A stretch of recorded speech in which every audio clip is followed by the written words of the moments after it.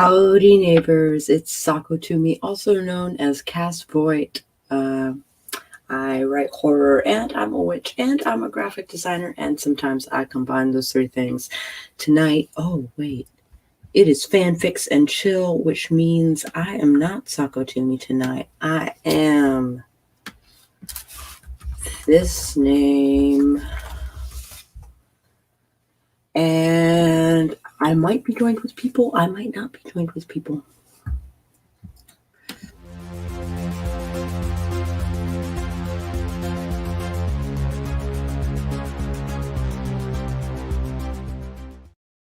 All right, so the way that fanfics and chill usually work, wow, I'm like, this is crazy, super crazy. All right, the way fanfics and chill normally work is that it is 100% chat, but also we write fanfic while we chat.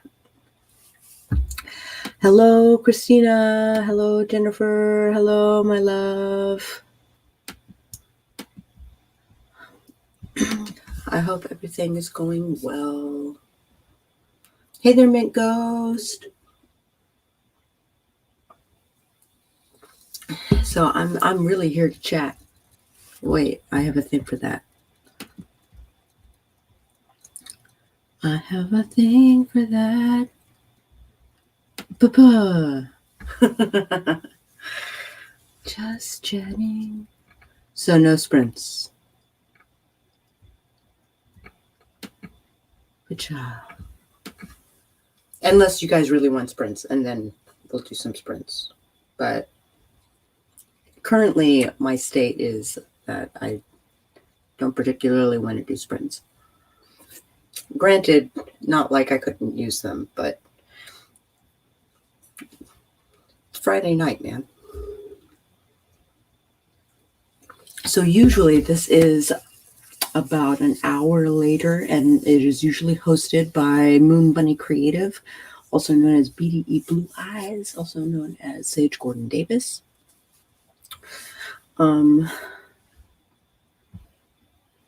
However, she has a new kit that she is trying to learn, so she's going to be out for a week or two, which is totally fine. She has like new video producing software and all of that happy-go-lucky jazz. So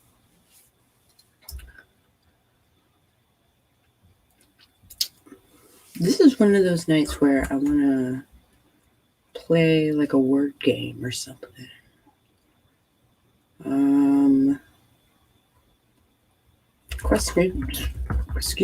Questions to ask an author about their book. How about that?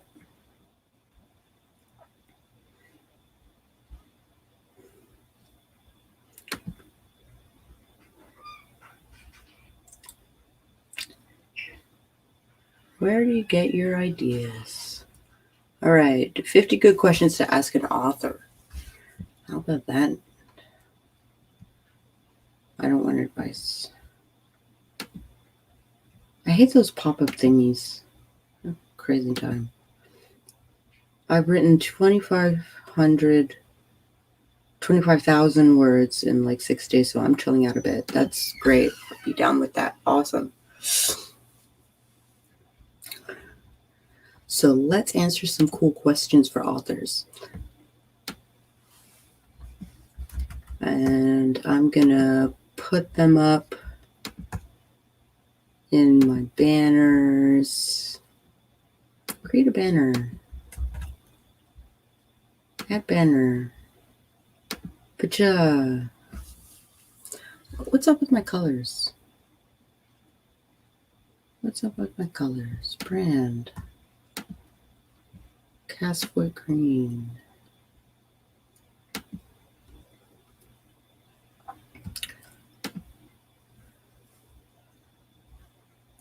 What else? I think everything else is in order. Okay.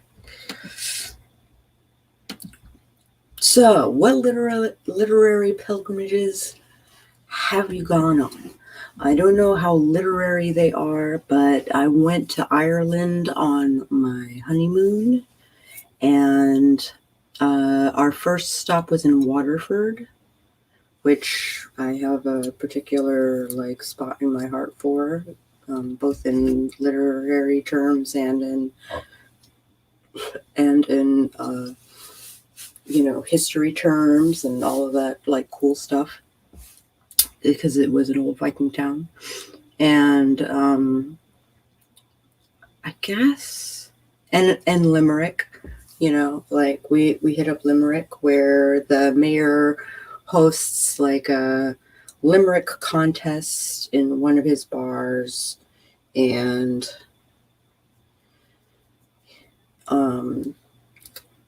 I forget what happens if you win. I can't remember, but because people rarely win. Usually the mayor wins because he is king at the Limerick.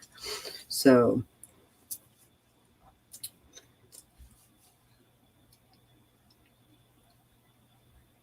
I don't know if this is a Limerick or not. Limerick, Old Mother Maury.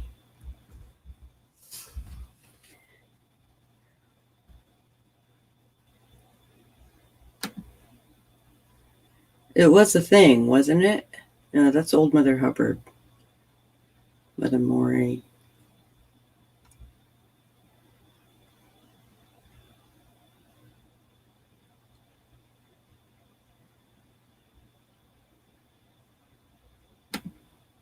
There was an old man on the border who lived in the utmost disorder. He danced with a cat and made tea in his hat, which vexed all the folks on the border. I'll tell you a story of Old Mother Maury, and now my story's begun. I'll tell you another about her brother, and now my story is done.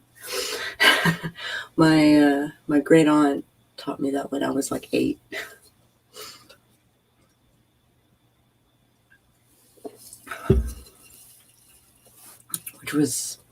Which I thought was the funniest shit ever. I'm that wasn't a story, but also it was really funny.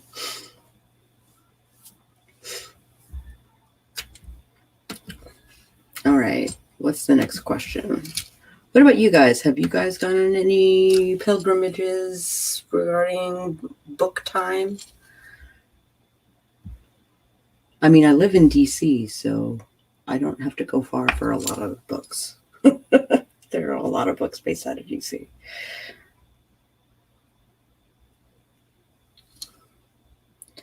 I feel like I have all these things on my head, but I don't. It's because I've been wearing it. Oh, you've been to both the Poe houses. That's cool. I have intention of doing so. There's one in Richmond and there's one in Baltimore. Because both cities claim him, right? But I'm in Richmond somewhat often, so there's really no excuse for me not to go hang out there. I have not, but I seriously want to. Is there any place that you want to go?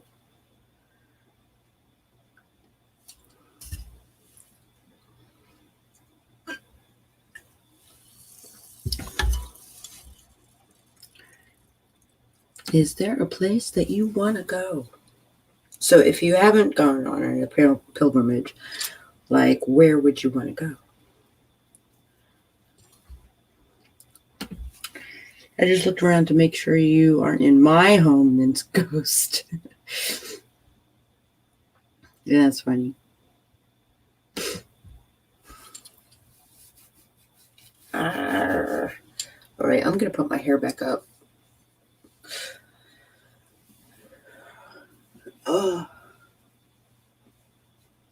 Let's think about the next question.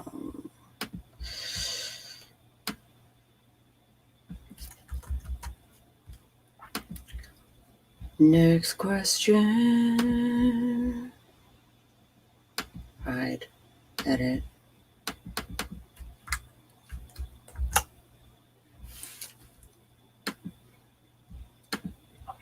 What is the first book that made you cry? Familial lineage reasons, yeah.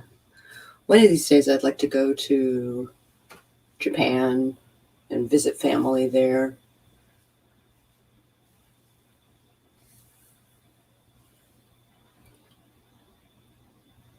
Granted, like my dad's cousin never had kids. She's like in her 50s, 60s now.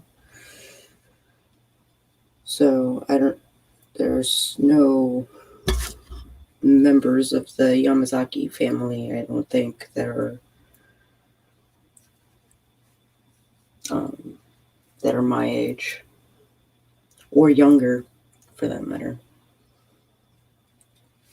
Because there was a whole generation of Yamazaki clan that didn't have kids.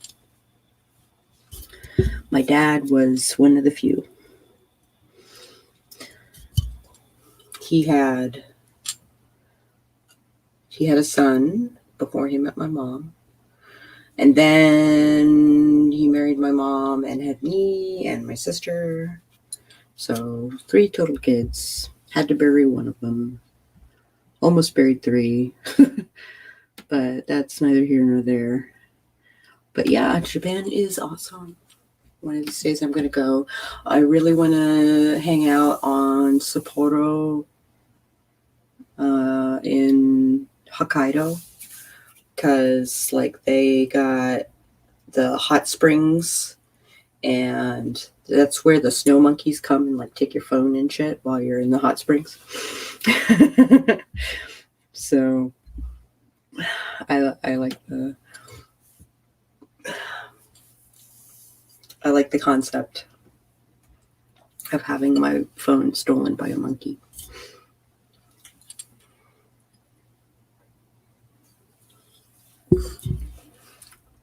Want to go to Hokkaido so bad. Only been to Tokyo. Hokkaido is almost a different country. Almost. So beautiful. Not to say that Tokyo isn't beautiful, but it's a different vibe altogether.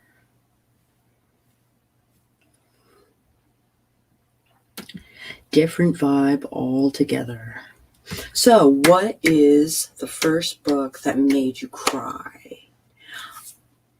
I haven't found a book that has made me cry yet.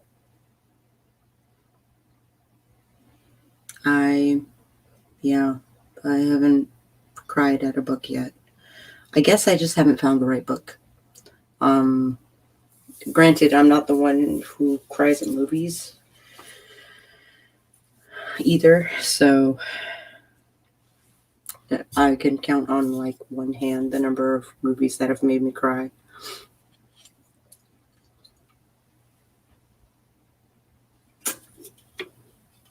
Oh, Wadi. I had a 3rd grade teacher who read Stone Fox to us, and she couldn't read the ending. Like, she had someone else in the class read the ending, and she just sat there and cried while she listened to it, because the dog dies, right? Where the red fern grows. I was pretty young. Right on.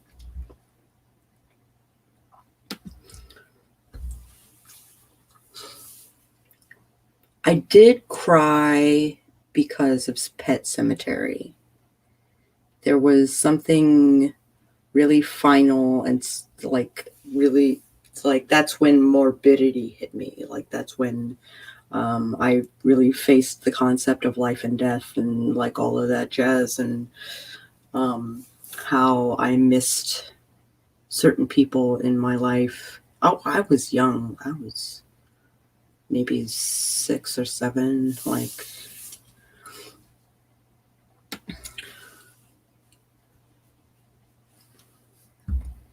I was very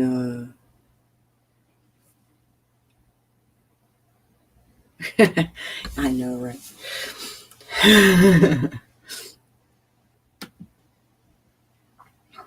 Oh, I see. Yeah, right.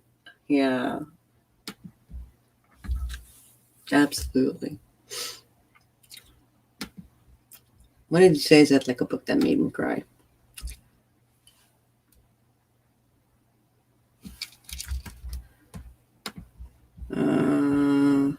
Banners. Hide. Edit. Show.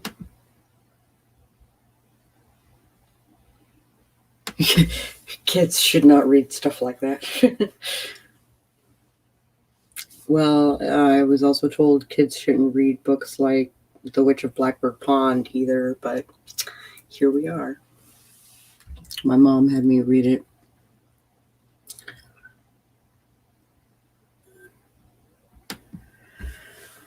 What is the most unethical practice in the publishing industry? The scams. The scams that are like, you want to be a better writer? You want to be better at horror? You want to be better at romance? Like all of those scams. I think that's probably the most unethical practice. Charging for arcs is also unethical.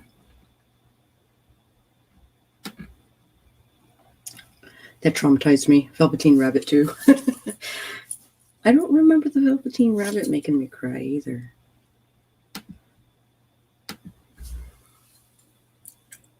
I mean, there were sad parts, sure, but that was the thing too.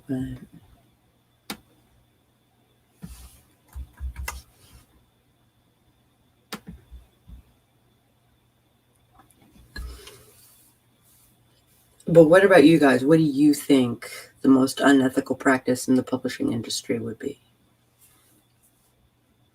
I mean, other than like MLMs and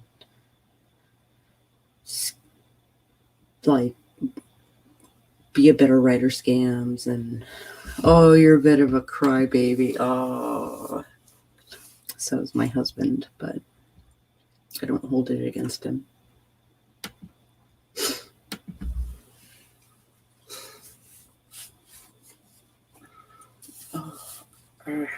Keep rolling up my sleeves and then rolling them down and then rolling them up. It's crazy.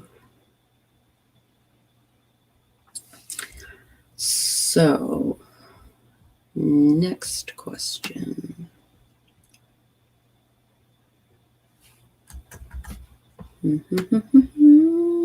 People paying to buy their own books and then inflating the numbers that way.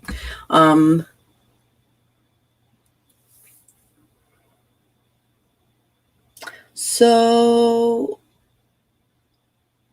here's the thing. If I need 25 copies to sell in person via like Ingram Spark or whatever, right? Does that inflate my numbers? Like on Amazon, right? Because I bought 25 copies of my freaking book. Charging money for classes when you have absolutely no expertise. Yes, absolutely. I host like webinars on shit that I think I know about, and I wouldn't dare charge for that shit. I mean, people who buy tons of them and basically burn them. Oh, that's terrible. I didn't realize that was a thing. Not legit things like you are describing, but some publishing houses literally buy books to trash. Oh my gosh, that's terrible.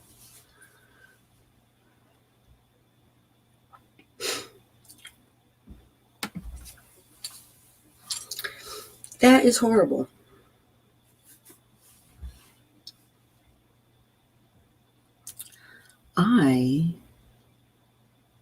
Yeah, geez.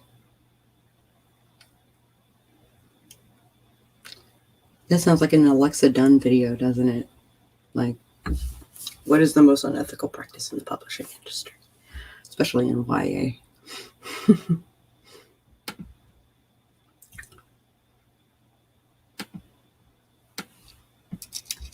Boop.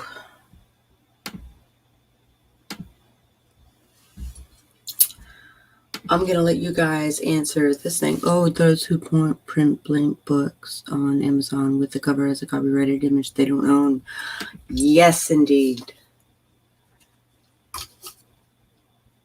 The blank ebook as well. They sell them as journals. Yeah. It's messed up.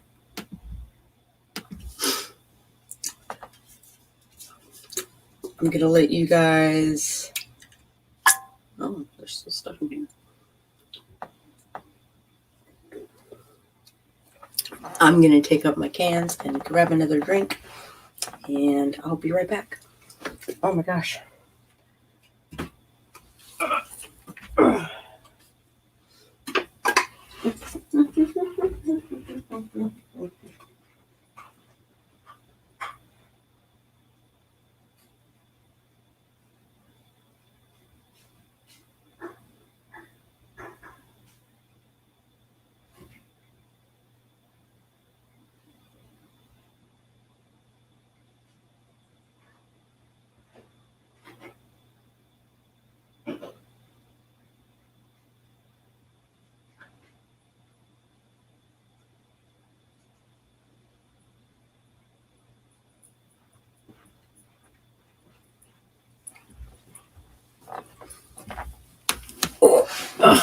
Creek Pop Snap. I'm switching to hard cider. Let's not do it right into the mic.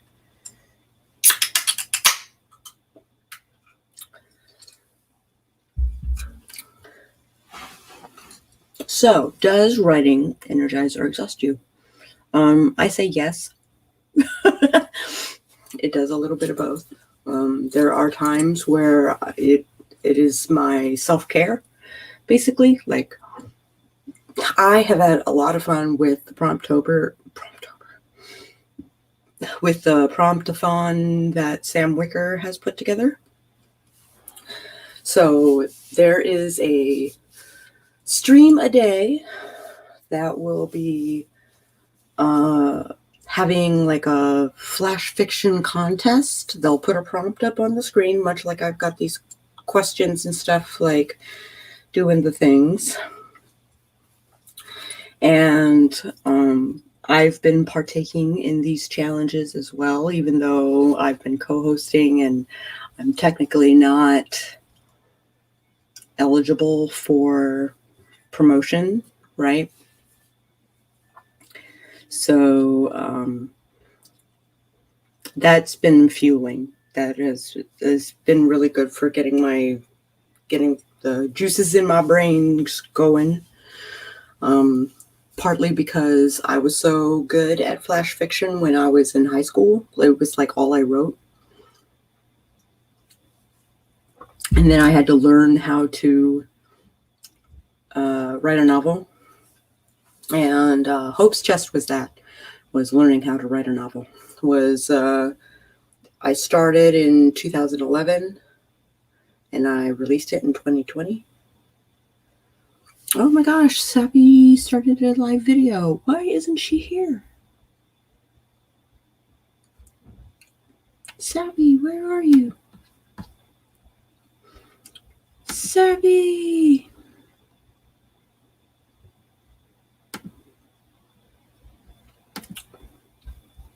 I guess she doesn't want to stay up tonight. Because I don't think because Fridays are also her date night. And hers is much longer than mine. So I suspect that she's probably not going to stay up late enough to do the things.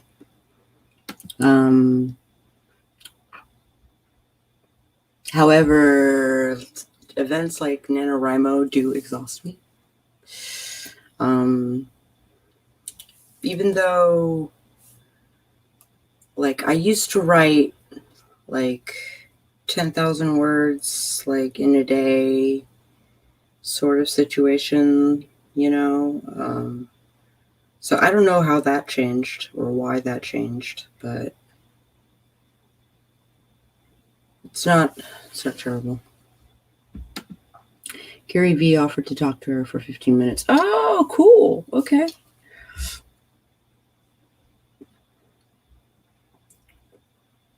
Is that why she's live? Should we stream her live?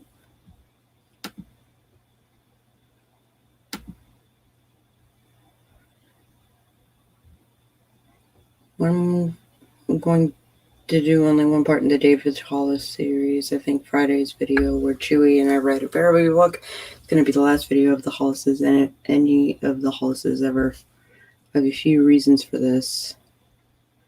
I feel like I've accomplished what I need to. I reviewed their books. I pointed out my issues with the writing and messages. I shared my thoughts and discussed the implications their books have on the publishing industry and why their messages are harmful. A lot of people have heard my thoughts and perspective, and so I'm grateful for that. I don't know that I have much more to say. There are so many other business gurus that I need to devote attention to critiquing. I've got a big review of Tony Robbins' conferences that I'm working on with multiple interviews from attendees. While Dave and Rachel have at least some consequence for their actions, Tony is still out there acting like he owns the place. He, Grant Cardone, and others still need more accountability, so I'd like to focus on them for a bit. I just have so many other topics I want to cover, and I'm kind of exhausted with these people at this point. Please let me know your thoughts in the comments. As always, thank you so much for watching. I'm excited to conclude my whole saga with the Hollises doing what I love next week, riding with my dog.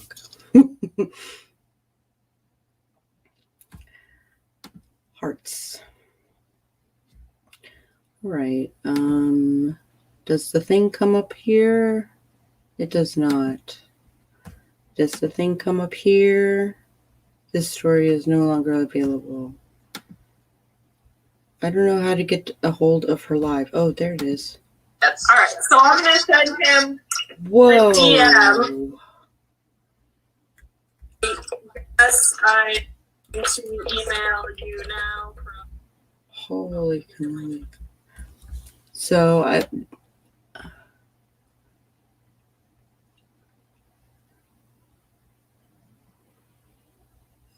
So she is on with RK right now.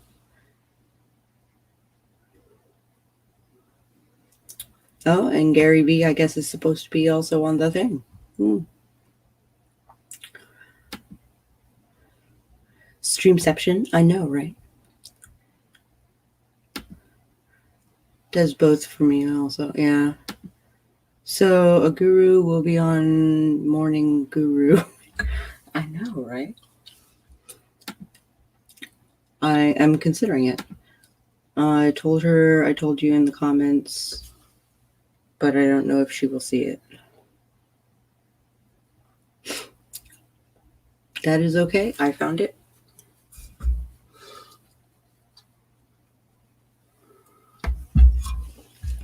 I think I'm going to share that thing. Share screen. Chrome tab. Instagram Live. Share audio.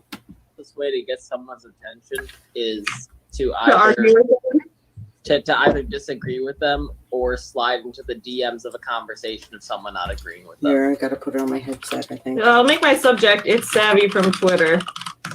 I'll say, hi, Gary. Guys, we're writing this email together live right now. Hi, Gary. We're Savvy sober. Proof. Looking at you, Kat Benson. Oh my gosh. Thanks for messaging me on Twitter and letting me know to email and that you'd be willing to talk about crypto and NFTs for 15 minutes this week. Bo. Yeah, that'd be boss. I've been a fan of your work for a long time. I run the YouTube channel Savvy Writes Books, And which discusses business, which discusses books, business, and reviews business coaches and gurus on one of the links to the main channel because it's got 20,000 subs. Not that that's impressive to someone like Gary Vee, but still. it's more impressive than the Your Morning Guru numbers. Yeah. I blame Sarah Rosano. Like Eliana just said, like we were talking at the sleepover, just ask, guys, just ask. So right now I'm asking Gary Vee to come on our podcast. So is this Tim Ferriss advice of reach out of philosophical question to someone in a higher? I think so. Yeah. I mean, honestly, dude, it's coming together. It's all coming together for us right now. We have a web of guru lessons. Yeah.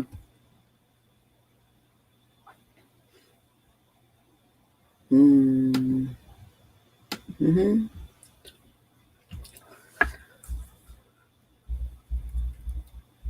All right, I'm gonna mute that.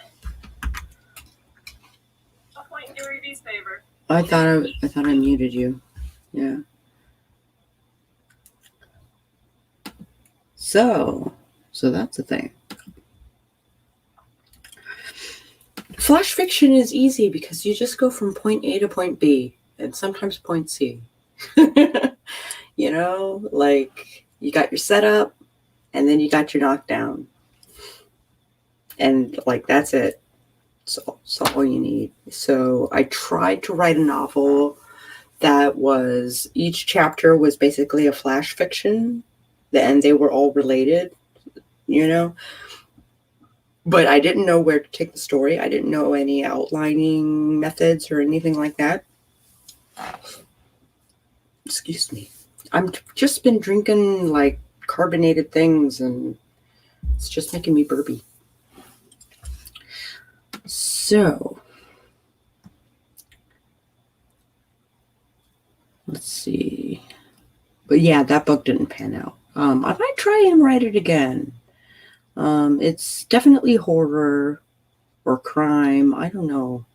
And I think it's about a vampire. I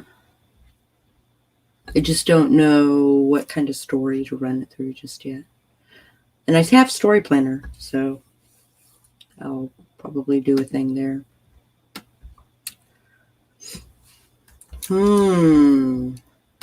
This is a thought provoker.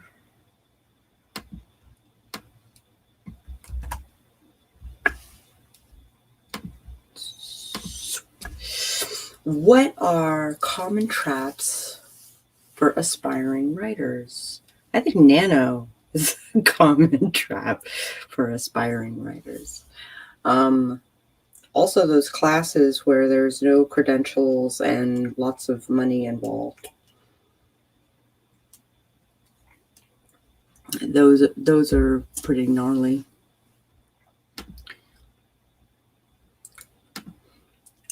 I haven't written a novel in many years. My last book was mostly poetry.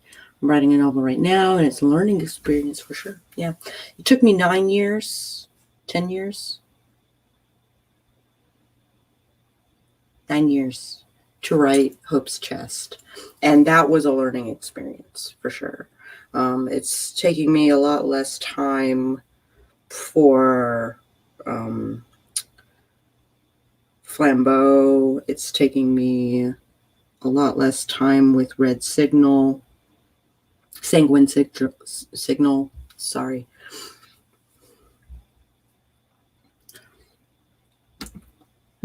Right? If only I had had some outlining methods, even if it was just like the 5 point, you know, or the 6 point. Hey, Adrian.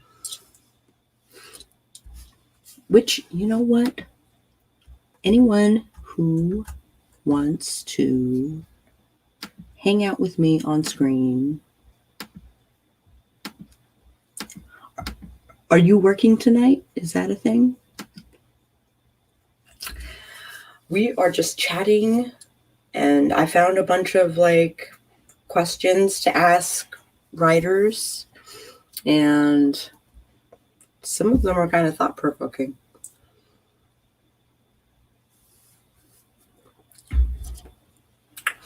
But I was a teenager, by the by, when I tried that, and I had written a book that was a chain story about like werewolves and shit, like with a friend of mine when we were in middle school. We just like traded a notebook like back and forth. That was fun. Which is I think that's one of the reasons why I really liked co-writing Flambeau, is because it kind of reminded me of like writing chain stories in middle school.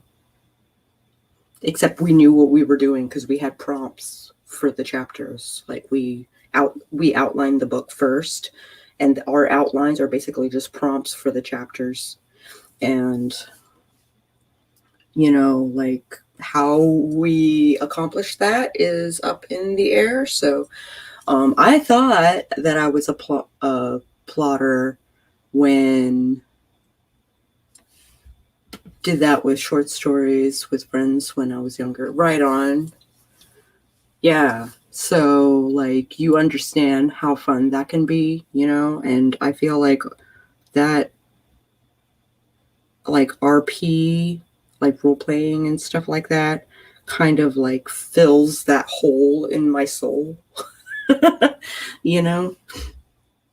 Which is why I think I really like these flash prompts, especially when I was on Laura's stream, our stories could have been in the same universe, could have been the same event, just from different perspectives.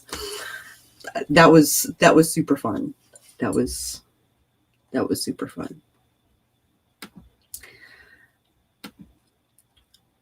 All right, who am I? What's going on here?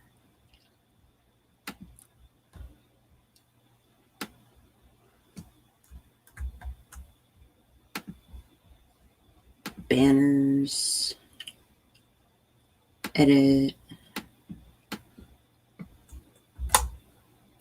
Save. Show. Does a big ego help or hurt writers?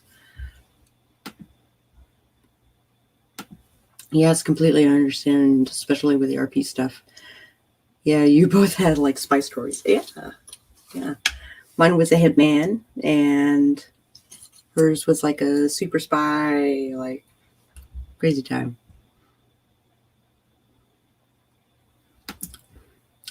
Super fun. I think being humble, excuse me.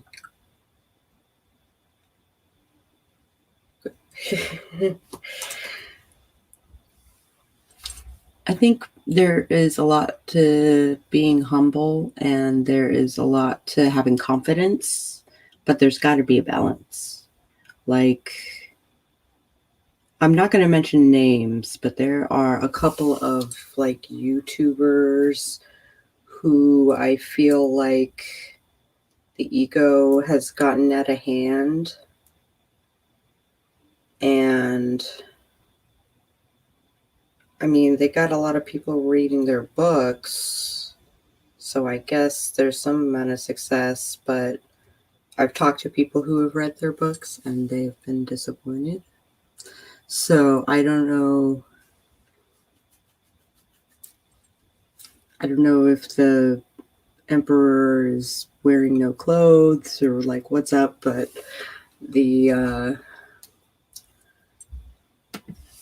yeah, I think a big ego can definitely hurt a writer, or at least make their life quite difficult. The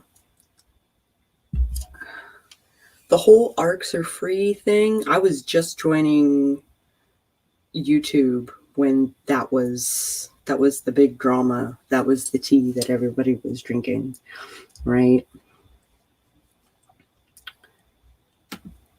I think that particular YouTuber was, I think her ego kind of got the better of her.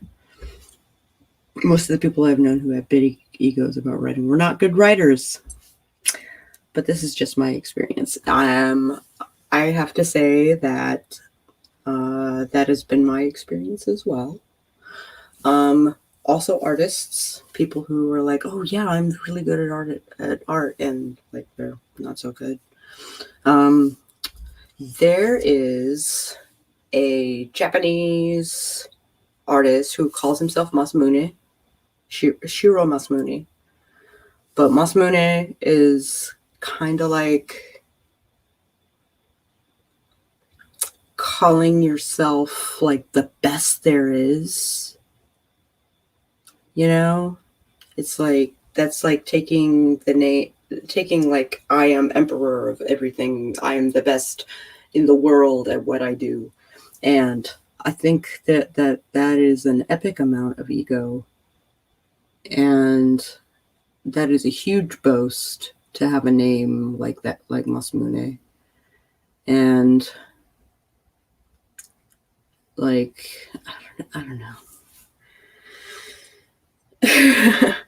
Because I know that's not his real name. That's no way that's his real name.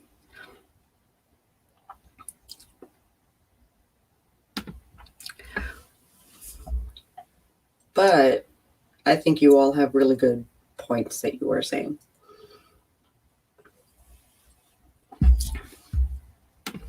My experience with this, as well with other things, is this: if you have to tell people how good you are at something, then you really I think you mean you really aren't any good at all. Yeah. Muhammad Ali, the greatest. There's a lot behind humility and a lot behind self-confidence, and I don't believe the two are mutually exclusive. Hear, hear. Went to art school and so I went to art school too, and I tried to help a lot of people, and some people aren't helpable. Some people aren't helpable. Yeah, agreed.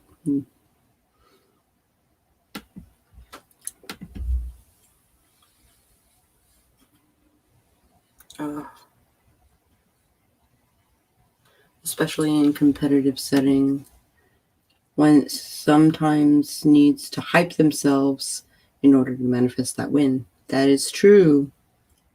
Especially if it's a physical thing, or if it's a competitive thing. Absolutely.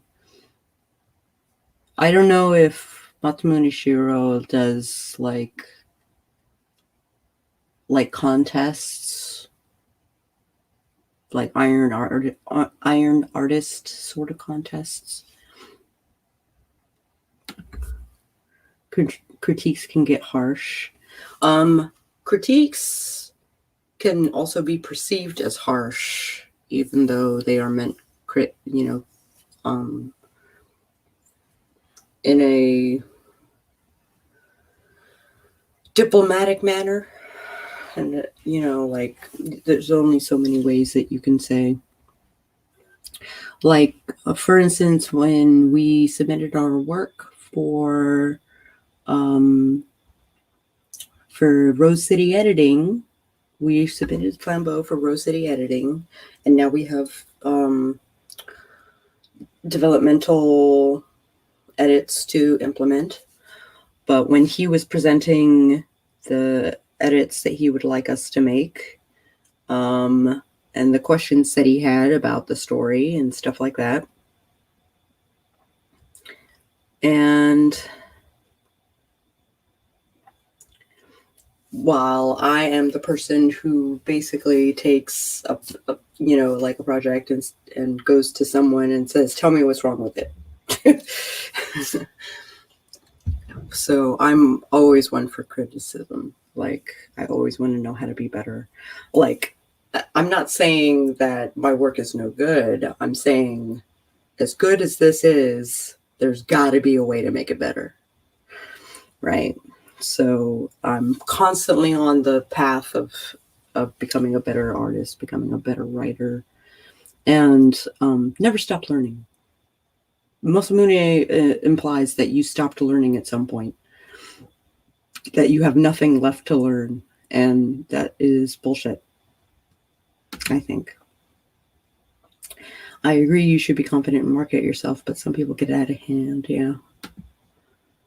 And that's what I meant. I'm sorry I wasn't clear there.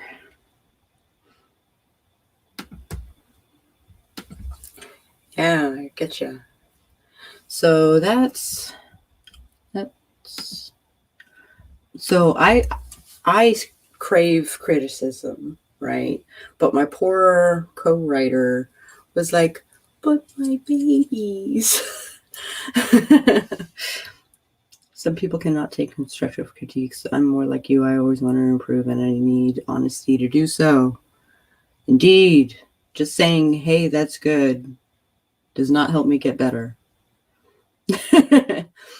I take that compliment, sure, but like, honestly,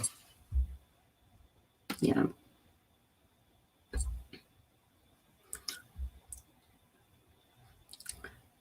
With the craving of critique, or like the oh my gosh, my babies, or do you become protective of your work? Editing is only going to make it better, right?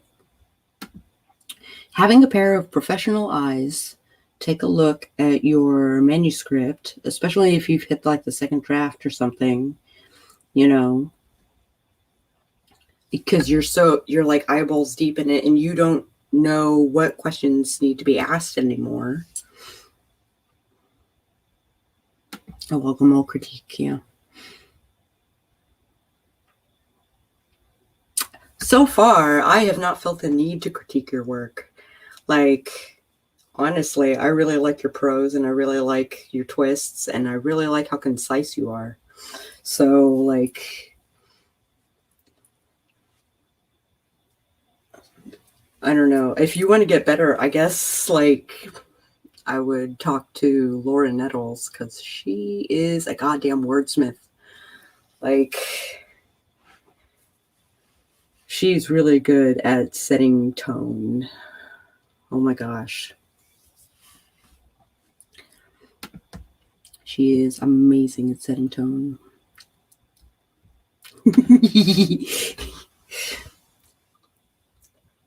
I love your work. Oh, are you taking part in audiobook 3?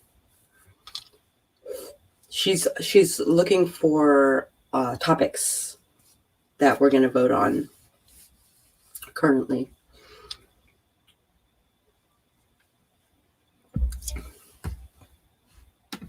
Oh, definitely looked her. Yeah.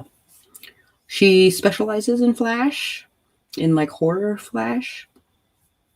And it is amazing. It is super boss.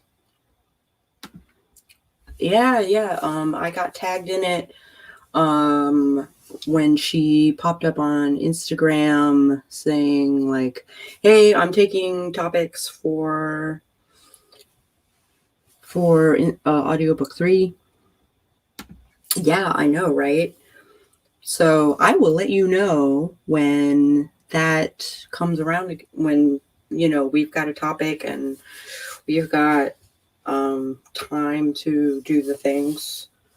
Like, maybe we can do a trade where, like, we read each other's stories or some shit. That'd be fun.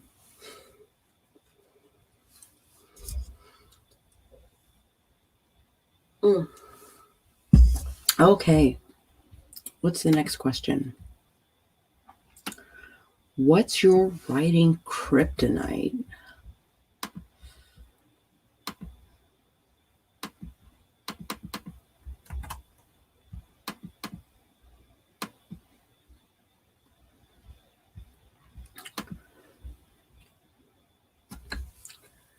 What's your writing kryptonite?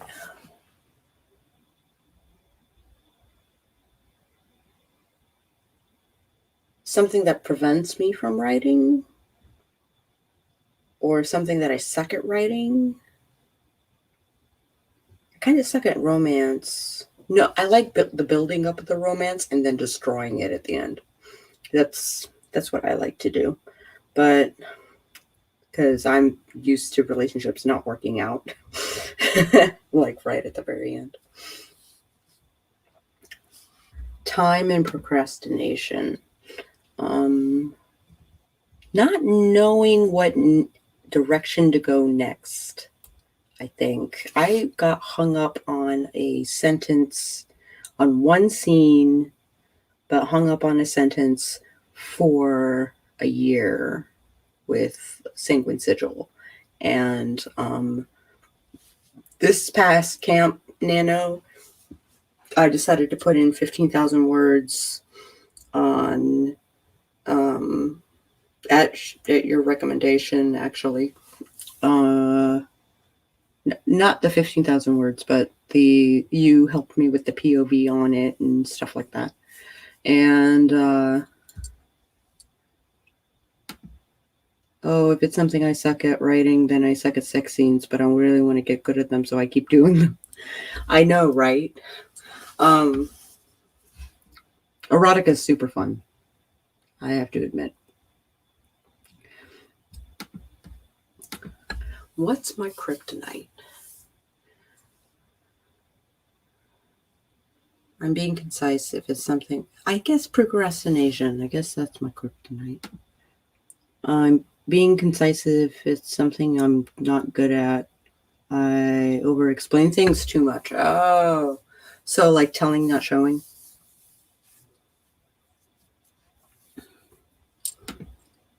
I'm not super good at romance either, or sex.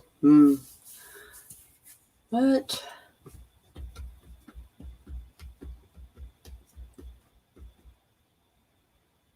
What do I suck at? I don't know. Can't say I failed at anything. At like a particular subject or anything like that. My writing kryptonite is procrastination in writing, setting descriptions. Oh, so white room syndrome, huh? I'm horrible at writing purple prose for my setting descriptions. Yeah. I edit down to concise, but first I overwrite. I am exactly the opposite. I underwrite and then I have to buff it up, which is why I take to Flash so easily, because I can underwrite to my heart's content and get the story down, and then if I have a chance to edit, then I can go back in and make it all purple. But like, kind of too much telling, but I'm also writing too many details. I got you. That isn't always a bad thing, the too many details thing, especially if you're doing the 5 senses, especially if you're doing the 4 seasons, especially if you're doing the night and day and the, different time of day, is, like all of that stuff. Like it's all stuff that matters. The who, what, where, when, why of writing, ways to make nano are those methods. Me and my husband joke that I'm writing the War and Peace of YA novels right now. Oh, I see.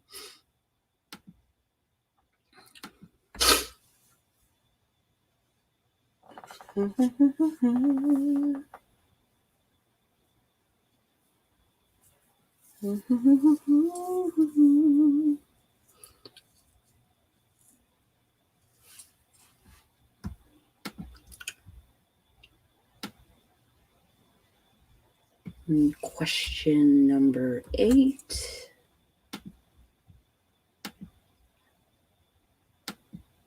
Oops. Unintentional. have you ever gotten reader's block constantly? There is, it came up in a chat somewhere, on a stream that I was also on, and like someone mentioned chapter 2 syndrome, and I was like, I know exactly what you're talking about. Like, just the like day in the life but no actual plot sort of situation.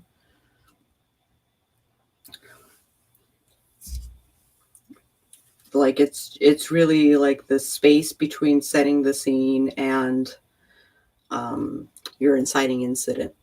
Yeah, inciting incident, right? So,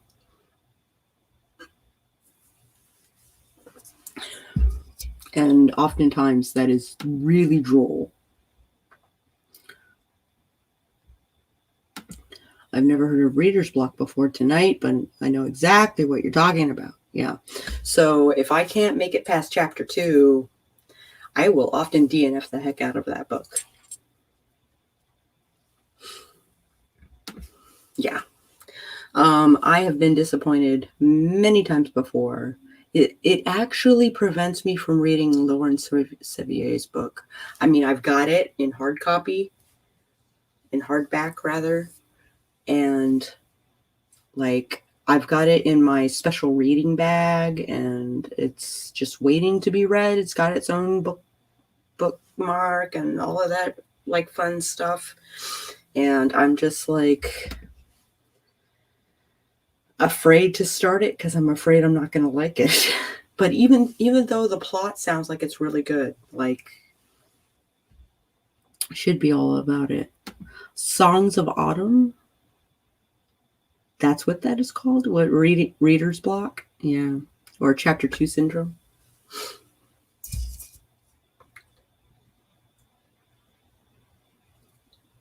Oftentimes, I have a hard time getting past Act 1.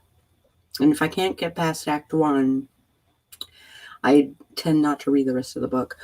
However, when I am in a bookstore and I am like combing through a book, I am the person who will open the book in the middle and see what their prose is like. This is usually where the midpoint is. So is there any tension? Is there any conflict? You know, like, I do the same with TV shows. Yeah, me too. You don't wow me with the pilot. Goodbye. Yeah, too much good stuff to watch to waste time on this. Same with a book. I can't get past chapter 2. Yeah. I usually give it about 4 episodes. And if it can't get its act together in 4 episodes, then I'm out of there. And like, for instance, Game of Thrones did not wow me. I was bored to tears with Game of Thrones. I was usually in the room when it was on because my parents watched it. Yeah, reader's block.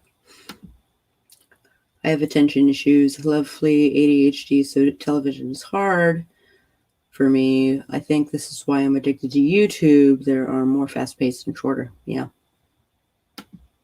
I got you.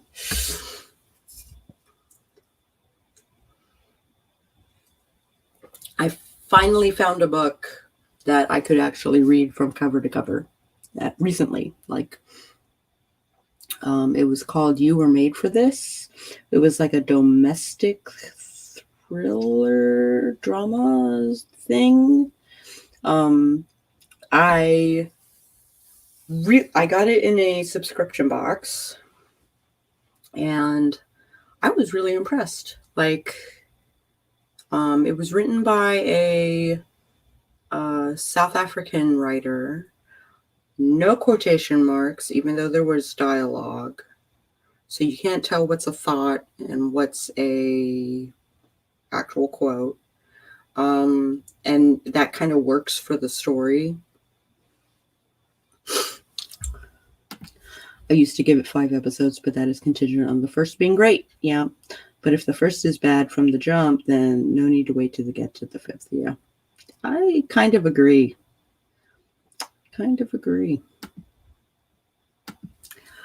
For realsies.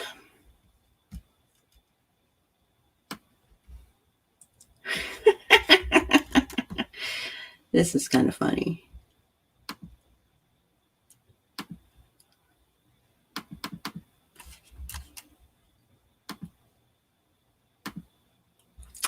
Did you ever consider writing under a pseudonym?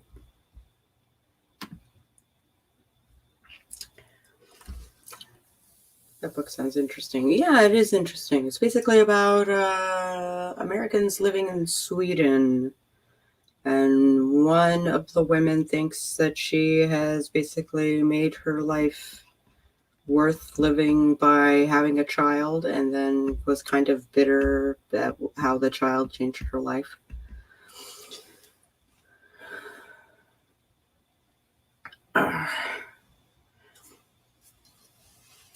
So I think this question is hilarious because tonight I am under 3 pseudonyms.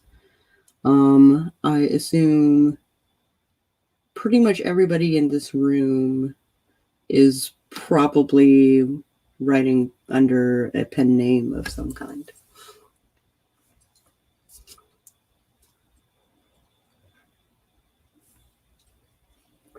Probably. Yeah, it means pen name. Yeah.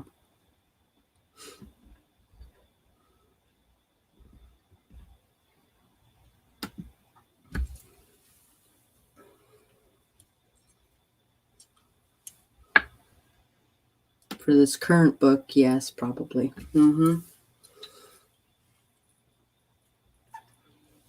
Oh, little squeaker. Oh, my little squeaky kitty. She's like turned inside out, basically. Books by Adrian is definitely an online handle, but the book will be published under my name, Adrian Santiago. Right on. That's me trying to be a smartass, yeah.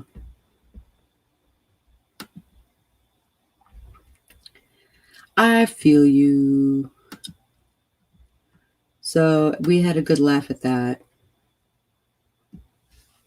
Now here's another question.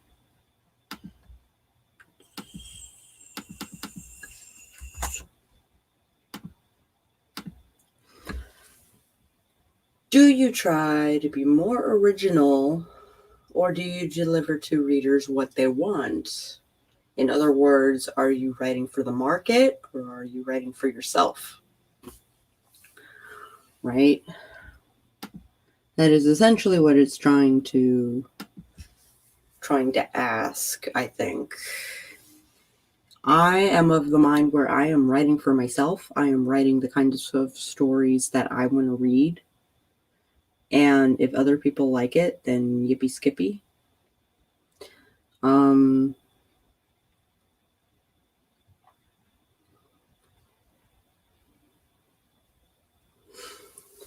What do you guys think?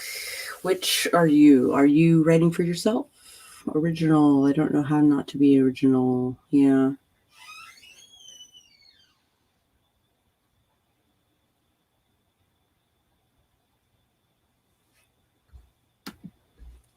I feel you. I'll always write for myself, even if it means no one will read. Right. Me too. I would like other people to read it, especially if I release it for people to read. I write for myself. I write stories I'd like to read. So original. But like my answers to every one of the questions, I like to look at both sides. Absolutely, bro. Yeah, I got you. I am Taurus. Like my birthday's in a week. So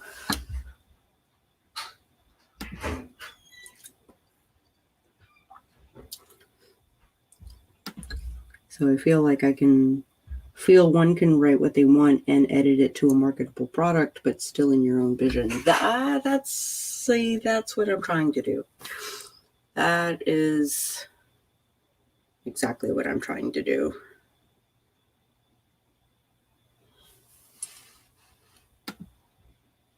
which is why I feel like, because this story, this Sanguine Sigil, is such an old idea, I'm wondering if it is too old of an idea. And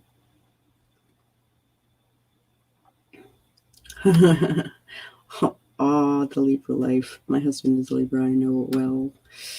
All about the balance, those Libras. How hard is it to argue with them? Yeah.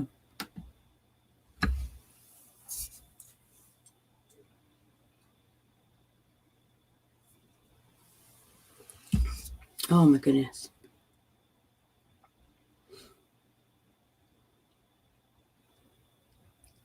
I'm tempted to do a sprint. What do you guys think? Because I could use a cigarette, frankly.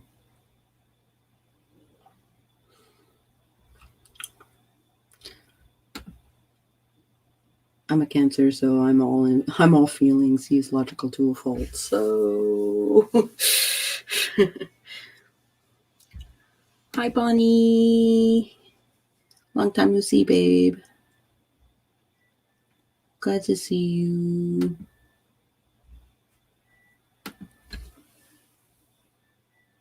I'm not tired. I don't know what you mean. I'm not drinking a depressant.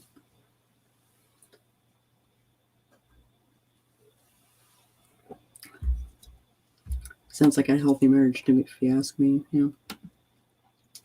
But honestly, we don't ever really fight. Yeah.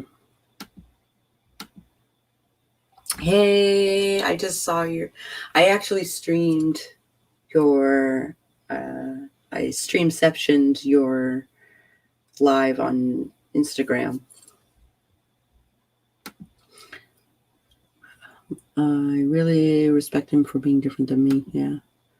My wife's a Leo, so we're bananas. I'm a Leo and my husband is a Capricorn. Mine is a Sagittarius, I think. Pretty sure he's a Sagittarius. She's not at all what I thought I'd marry. I knew what you meant.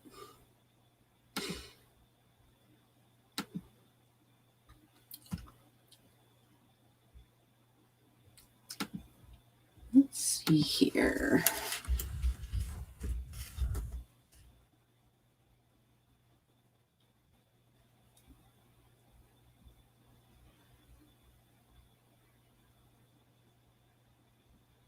There we are.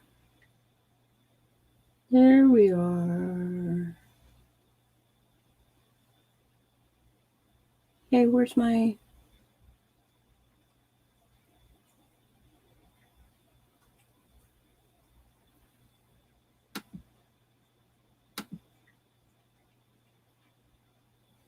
Ugh. Can I see all of my playlists?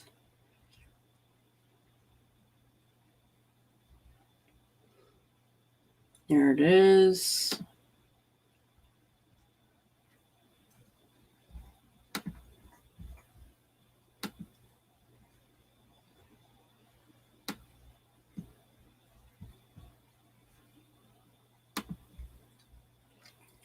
Could do a little writing, be up for a sprint. Cool.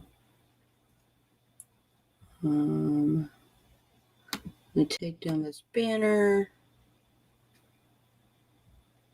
Also,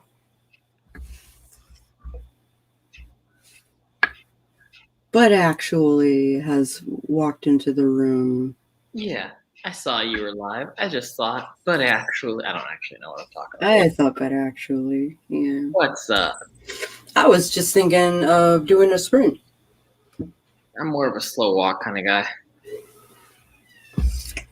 I too am more of a You've been live for an hour 10? Dude, you're killing it. Yep. So we have been going through questions to ask an author and discussing the answers therein. And what are the poppy questions? The poppy questions. We've got or I see I'm a Cancer. Y'all, being a Cancer is the worst because you tell people you're a Cancer and they just assume like you're talking ridiculous shit about yourself. Well, you're all up in your feels. Yeah, if they're familiar with astrology, if they're not familiar with astrology, they're just like, oh, cool. You like, are you a Cancer on relationships, or like you just think that you're your own personal Cancer? It's the worst name of all the signs, right? By far. It's the worst name of all the signs. By like, far. why can't we be called the common cold? Your sign, common cold. Yours, Virgo. I don't know. Like, come on, I wouldn't want to be called an astrological sign like stroke. So why am I called Cancer? Indeed. It's the worst. It's the absolute worst. What's up, Mint Ghost? Mint Ghost. Mint? It's saying hello. Yeah, books by age, or whatever your fucking name is. He's cool. He's cool peeps. He is cool peeps. He has awesome interest in his live streams. It kind of is the worst name. Oh, it's by far the worst name. I don't know. Can't we just be called like Flu? Look who's here. Who's here? Tell me. So what are some of the sesame questions? Do you get reader's block? No. What's reader's block? Reader's block is when you like can't read a book. You get like, for instance, I call it chapter 2 syndrome, where you like read the first chapter and you get into chapter 2 and it's still not picking up, and I end up putting the book down because it's the book's fault, not yours. Don't take responsibility for anything, y'all. I totally accuse the book of having chapter 2 syndrome. Oh, chapter 2 syndrome. That is what I got it. I mean, maybe I've had reader's block. I just haven't really called it reader's block. I've just said like I don't feel like reading today. I don't feel like reading today. Because I don't know, what's the point of reading? I guess you could say it's to expand your mind, but if it's also to generate happiness and it's not currently generating happiness, why force yourself to do it? Exactly. If the book does not stir me emotionally in some manner, then it is time to put it down. I will say I have read I did a reread of Harry Potter this year, and with the exception of that, I haven't read any fiction. I've read I've read, I don't know exactly how many books I've read. I've read a lot, and they've almost all been nonfiction. What's up? Yeah, I've read a lot of nonfiction books from cover to cover. It's true. I'm addicted to nonfiction. Yeah, or witchy books, which are somewhere between fiction and nonfiction. I don't know. We hope what is it? Hope for the best and expect or prepare for the best and expect the worst. So with witchy hope for the best, expect the worst. Hope for the best. So with witchy books, we gotta hope that they're real, but just prepare for them to be fake. Yeah, I just picked up a new one of Blood and Bone, and it's basically like shadow work and dark moon magic. Like dark moon magic. Yeah, which is like both internal work and also like hexing and working with the dead and doing underworld stuff. And so what's the point of that, though? To become a better person. Okay. But why that path? Because there are like non-witchy paths to become a better person. Yeah. And usually witches take those paths as well. No, but I'm just curious, like, what does that path do to make you a better person? That's like not the process, but the end result that's so unique. Because obviously the process of underworld facing the dark side of yourself. Okay. It's facing your flaws. It's facing the parts of you that you shove down and away from people. Okay. And not just trying to squash them or integrate them, but to like kind of come to peace with it. That's interesting, because I read a book recently that's called, and I want to get back into that as well on how it does that. But I read a book recently that touches on a similar topic of it's like falling apart without going to pieces. Mm-hmm. It's about how Buddha specifically in his teachings were not about hiding from your negative emotions, but accepting them as a part of you. Yes, exactly. So I was curious about the idea of what you're talking about right now with confronting your darkest sides. Like, first off, the how shadow is actually a Carl Jung concept. You know, the guy who came up with the 16 archetypes and the tarot and all of that. I don't know any of this. No, Crazy I heard shit. you telling me his name. Yeah. Talk to me like Carl I'm Jung a sometime. 2-year-old or 3-year-old. 3-year-old. At least exotic disease is a name for us, right? Like bubonic. No. Let's still need to finish Hope's chest. Yes, we do. Like the opposite of toxic positivity? Yes. The exact opposite of toxic positivity. The first chapter in this book basically talks about how there are witches who like concentrate on love and light and all of that jazz, and they don't face the negative stuff like at all. And like that's just not realistic. You know, like you can't say that you're a green witch or a nature witch or anything like that and like be love and light and forgetting that nature also destroys. And, you know, it's not evil by any means. It just is. It is a thing. So you accept, you know, that the wind can give life and it can also take away, you know? Yeah. And there are aspects of our own psyche that we can do the same thing with. So I guess, so you're talking about right now the specific sort of, I don't even know what would I call it, magic? You could. Okay, so the specific kind of magic you're dealing with right now, you're saying it's all internal. Mm-hmm. The end results are all. It's like meditation. Okay, right? so Like it's if you're like doing meditative magic. like the gateway process and all of that jazz. That is like astoundingly witchy, and Okay. it is astoundingly shadow work. Okay, so that's shadow work. So shadow work is sort of in the same vein as like the 7 laws of attraction theory of like the frequencies of the universe and shit like that. Absolutely. So it's looking inward to expand outward. That I follow. Is it, when you say meditation, is it a clearing your mind style of meditation? Is it a visualization meditation? Both. Okay.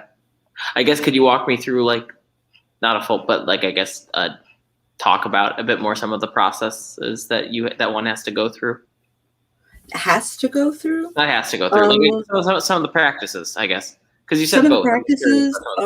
So there is a state of mind that the gateway processes that kind of unites your left brain side of your brain and your right side of the brain, and it kind of puts you. This is the zone that you get in when you are listening to a boring lecture, or you are doing something repetitive and you kind of zone out while you're doing it, or like driving teleportation when you like drive somewhere completely on autopilot, like that mindset where you are using both sides of your brain.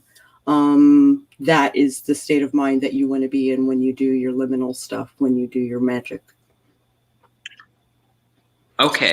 So the way that I do that the fastest is I find a YouTube account that is putting out a frequency, a couple of frequencies, in fact. So you got to listen to them on like a headset.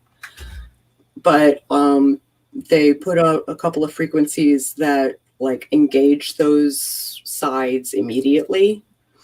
And I immediately go into visualization which helps me clear my mind and kind of go to a safe space and like relax and like kind of prime myself for what I'm about to do. And then I can like leave and do stuff and like accomplish whatever it is that I want to accomplish. And then I kind of have to like come out of it. Like I can't just like jolt out of it. Like I gotta like set a timer, and then there's like another timer just to kind of like get my wits about me again so that I can like operate as a human being again, you know. Yeah, I'm familiar with the gateway process, at least. So when we're talking on that sort of topic, because when CIA declassified it, I was so interested that in like the fact that the CIA was actually researching meditation, I thought I'd give it a read. So I did read through that, which is why I was familiar with like HemiSync. HemiSync, yeah. Yeah, and I think it's like the lowest vibrations that one achieves in meditation, which is like what the Tibetan monks do of like gamma, whatever. Yeah, like how we mostly operate our lives with like alpha and beta, but like when you truly reach a true meditative state, you go all the way down to gamma, and it's like the lowest frequency of mental activity or some shit like that. I don't remember all the details. Yeah, but so I grew up a Buddhist, right? And our chant is Nam Myoho Renge Kyo. We say it over and over and over and over and over and over. And what was that? The whole idea is to say it in such a low frequency that it puts you in that zone out space, in that hemisync, in that gamma, you know, radio wave. The thing that the YouTube videos are able to help you almost like bypass, or not bypass, but get to faster. It helps me get there faster. That's fascinating. That technology chanting takes me about 15 minutes. Okay. There is a YouTuber who calls himself Skeed, who makes ritual magic music, which is like a drone that uses these frequencies that engage your brain. And like they help me immediately. Now I can only do it for like 20 minutes before I gotta like back out. And after that, I'm like done for the night. Like I gotta take a bath or a shower. I gotta sleep it off. I gotta eat a meal. Like I gotta take care of myself after I do like 20 minutes of that kind of work. And a lot can happen in 20 minutes. Yeah. Well, first off, I'm assuming time sort of operates differently when you're in that zone. Simultaneously moving slower, but then also happening all at once. But I guess what happens when you're in that zone? I feel like it sounds like you're able to accomplish a lot. It depends on what I'm doing. I have grounds, so I have I have a room that I kind of use as like a loading bay. So that's the first place I go. And then there is a stairwell that goes down into a garden. And in the garden, I've got like a huge altar space that is large enough that I can lay on it if I want to. I've got like a bathtub. I've got all kinds of poisonous flowers all over the place. I've got animals and shadows and all kinds of like, you know, all kinds of like cool, useful stuff.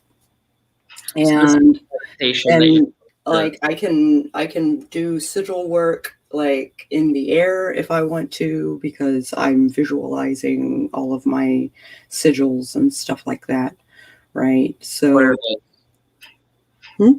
what are those? I was just also asking. So this is a sort of, when you're using the frequencies, it's most effective with visualization meditation. And I guess for me, absolutely. And then my two follow-up questions are: what are the benefits of visualization meditation, and what are sigils? Sigils are basically summaries of a spell. The idea is to draw it in a design that makes you forget what it means. And then you meditate on that, and then you destroy it.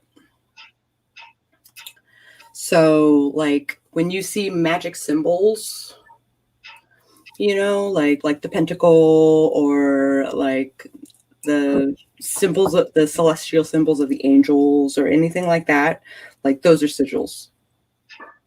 Okay. So, and then the benefits. Well, what are the benefits of a visualization meditation versus a? I don't want to say more traditional, because I'm assuming they're both traditional, but maybe like a more mainstream style of meditation of focusing on breath work and clearing your mind and being present. Because it sounds like visualization is almost the opposite of it, where like, so the thing is like, you gotta kind of like do all of the like clearing of the mind and centering on the breath and kind of checking in with yourself, you know, and all of that jazz. That's always how you start. Like, always. But then what are the added benefits of visualization, I guess, is learning yourself, mostly. Because your subconscious is going to communicate with you in a way that you don't think of, like time, you know, like daily sort of thoughts. If there's something that's stressing you out, you know, you can usually find the root of why it's stressing you out. And can you remove it on the spot, or is that something where it's an identity? Sometimes you use magic. You would use magic to, like, you know, flush that out. So I would. So you say magic. Is magic something that only exists in this visualization state then, where the spells are? No, not even. Okay. Yeah. It's also like, I use magic in my like daily practice. So like, I do it when I stir my coffee. I'm doing it right now while I burn this candle. Like, God, what else? Like, I do ritual baths and stuff like that with like Epsom salts and stuff. You know, like, it's I mean, maybe I don't understand your question. Well, I just assumed that magic would be more powerful in a visualized world where anything can happen instantly. My question I think the execution of a spell is so much more powerful and a lot quicker when it's visualized. There are, like, Wiccans don't really do visualization. They do everything physically. Right? So they do like all the like arm things, and they do the drawing of the circle, and they do the gateways of at the south, and all of that like wacky stuff, walking through the labyrinth and like all of that wacky stuff. They do that like in person, like. Do they do rituals for the sake of rituals then, or do you think that? I think they do it for the sake of ritual. Because the sake of ritual is, I read this book called Shatter where it was talking about like rituals and like blessed objects and shit like that. Sure. Is powerful so long as we give it power in our minds. It's the placebo effect. It is. But it's not like it's shitting on the placebo effect. It's basically saying the placebo effect is real and you should take advantage of it. So therefore, the rituals are powerful only because they deemed them powerful, not because they actually are accomplishing something. Like if you were to do it without truly, like it's a weird contradiction. It's a weird one where it's like he said there was a study done where they gave placebos to people and they also told them that these are placebos, but they still worked. Because you're acknowledging it's a placebo, but you're also like acknowledging it's going to help you. And it's mind over matter is definitely a chaos magic like institute, like absolutely. So, I guess what do you how do you define magic? Because I think that's something that's just sort of fucking with me. Because there are like currents that I feel off of certain things, like vibes that I feel that I can manipulate. And I can use that manipulation to change my reality. Okay. That's interesting. Reality is subjective, for one, which is how like two people who are in the same space can have two different stories as to what happened. Reality is subjective. I mean, someone could absolutely exist in a world that's completely different than the one that you exist in, and you could also be neighbors at the same time. I completely hear that. Yep. The number of people who think that we're living in a simulation, I think, grows by the day. Yeah. And the fact that we can't prove them wrong just pretty much proves your point.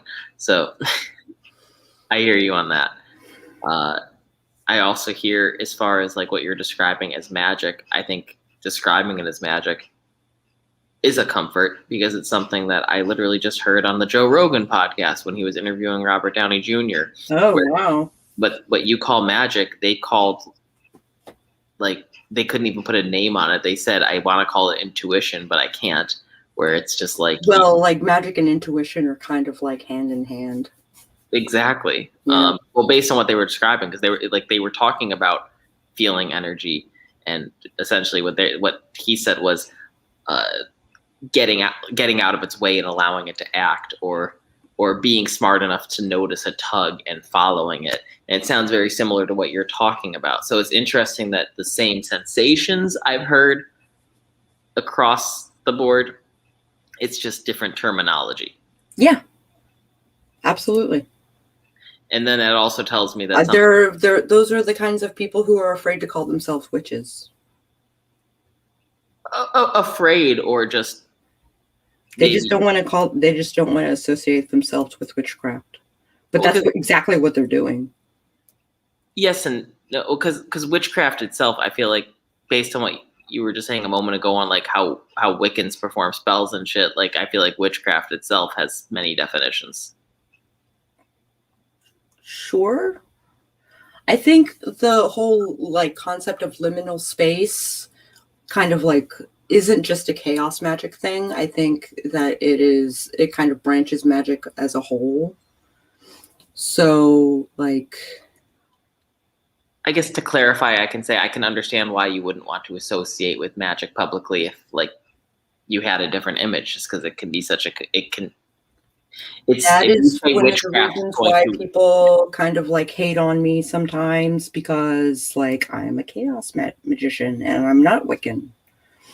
You know, like, because I don't subscribe to a religion where if you did that physical ritual wrong in any way, then the spell fails and is all your fault. And like terrible things can happen and all of that jazz. And I can't subscribe to that. Sounds very... it's very draconian. I was going to say Confucius. Like it's funny. Every culture is going to have someone who promotes absolute order. Someone who's going to promote. Yeah, I have to say that psychosis and liminal spaces are very closely related, and I feel like being able to look your psychosis in the face is a extremely valuable skill.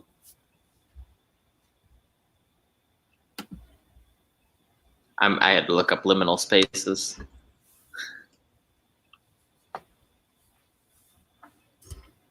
It's basically a summary. It's like a 2-word phrase for everything we've just discussed. I see. I don't know. I think it's a pretty fascinating discussion. I think. Do you think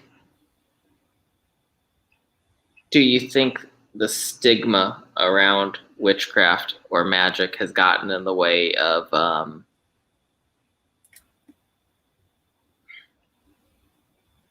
advancement in... I don't know where I'm trying to go with this. I guess what I'm trying to say is it sounds like most people can relate to the emotions you're describing, at least. Mm-hmm. But it also sounds like that associating with witchcraft can be scary for some. Right. And I feel like that might create a conflict with the exploration of those feelings. I agree. And do you think there's any way around that? Do you think one, I think witchcraft needs to change? changing the terms and not thinking of it as witchcraft is just fine.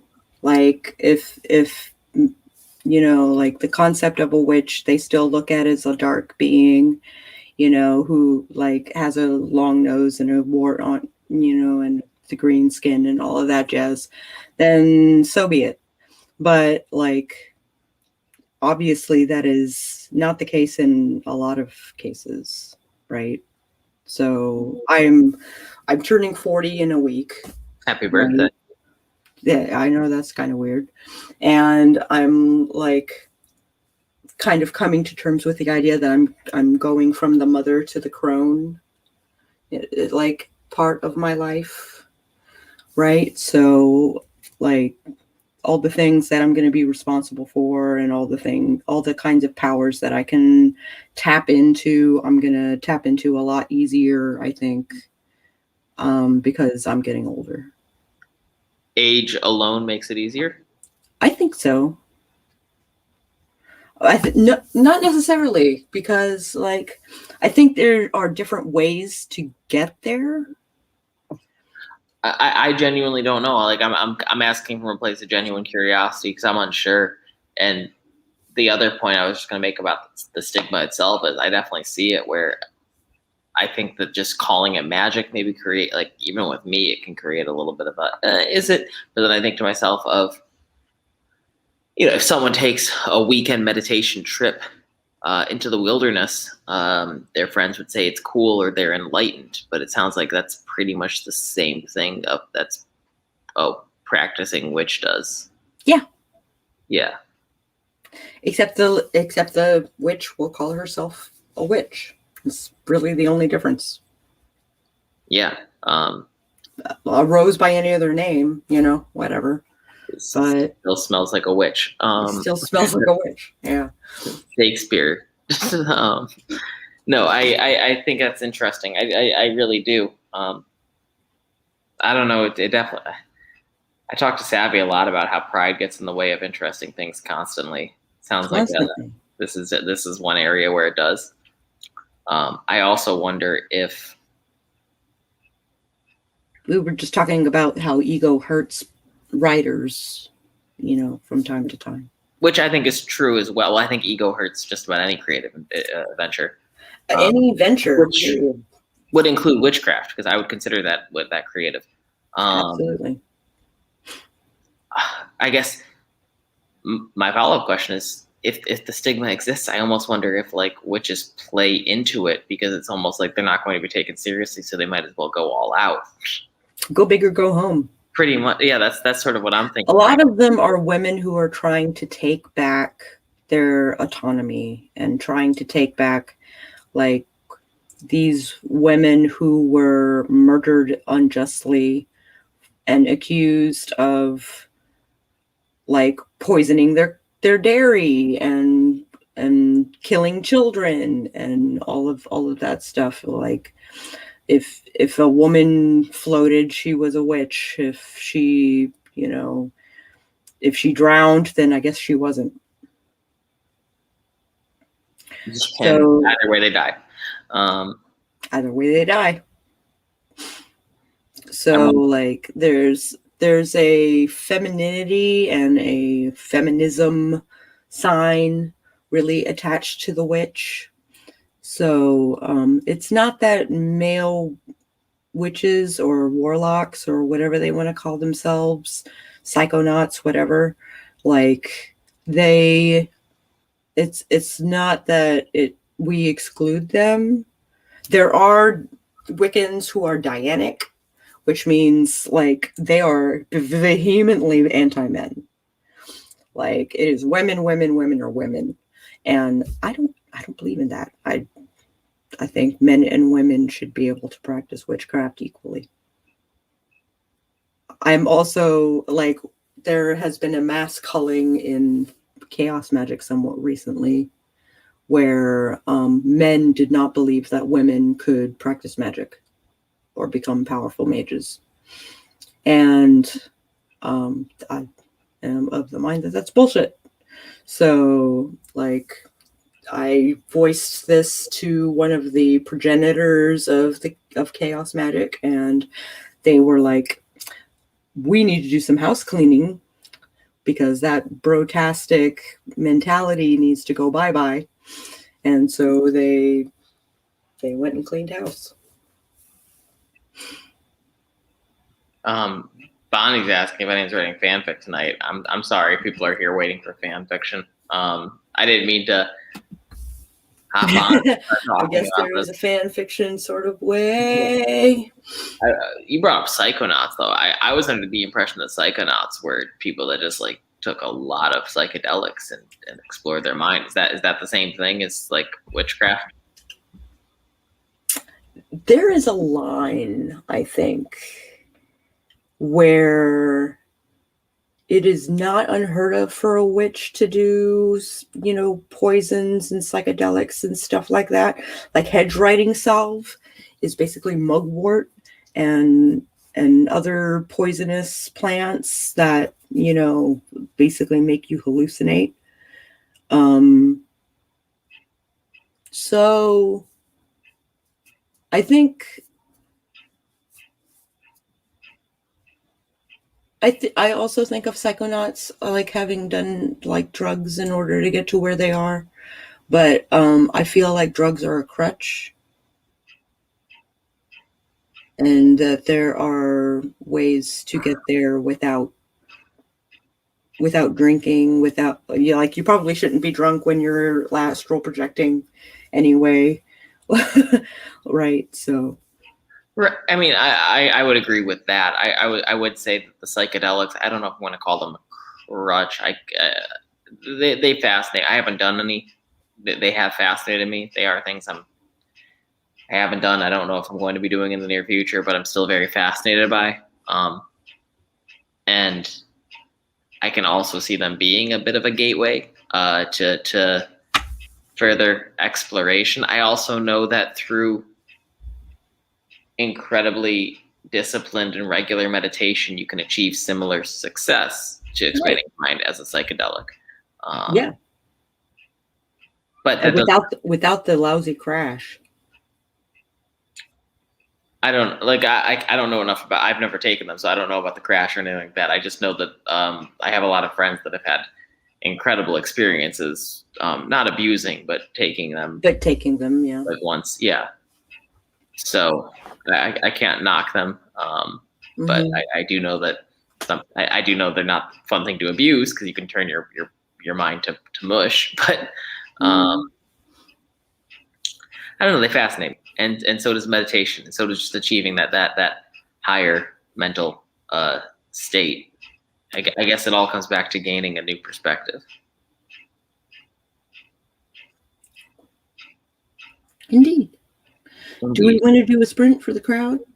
I'm probably not going to be able to accomplish much, but I'm all for doing a sprint for the crowd. Okay. Let's see. Share screen. 20-minute timer. Share audio. Full screen. All right. And let's do this in 3, 2, 1. Sprint.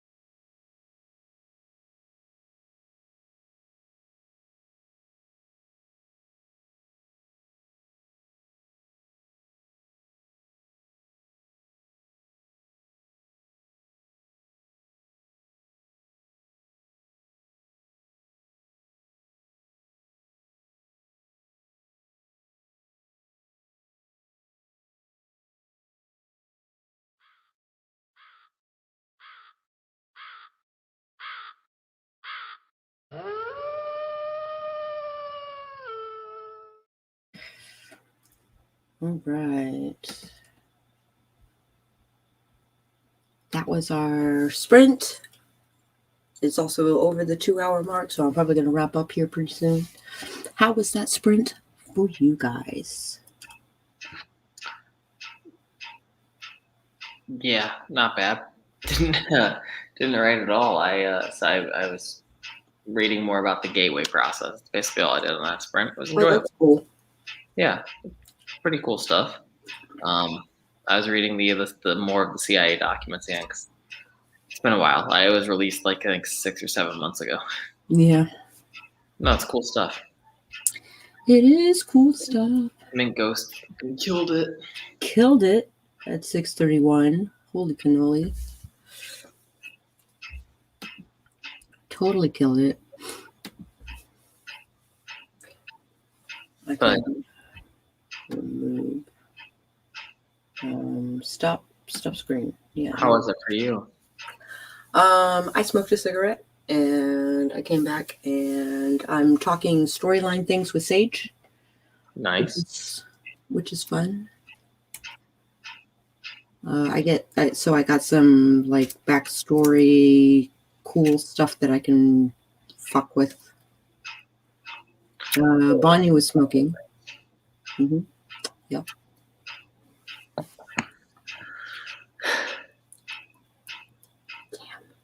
So I got these like stickers that are, you put on your nails and it's supposed to be in lieu of nail polish. And I thought it was supposed to last longer, and I guess it does, but it chips like a bitch. And taking it off, I have no idea how to take these off. That's rude. It is, especially since I have some like wicked awesome like witch nails with like sigils all over them and black and awesome that I want to put on for my birthday next week. And I want my nails to be primed for that. Bonnie was smoking. Bonnie was smoking. Smiley face. She's happy about it. Good to be happy about that. Much better than being sad about it. I'm curious for what Mint Ghost fan fiction is. Yeah, Mint Ghost. What's your fan fiction? Bonnie saying that your nails should peel right off. They should, but they don't. Oh, you're gonna make me a liar? I saw Bonnie was streaming on Twitch not too long ago. I was in a meeting, otherwise I would have gone to it. Bonnie, how's Twitch treating you?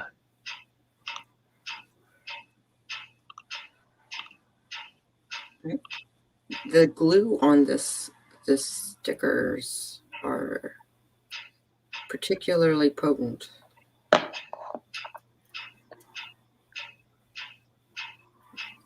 Man, I can hear my husband's TV all the way the fuck up here. What's he watching? A Jason Statham movie of some kind. You said I don't even know the title. Fair enough.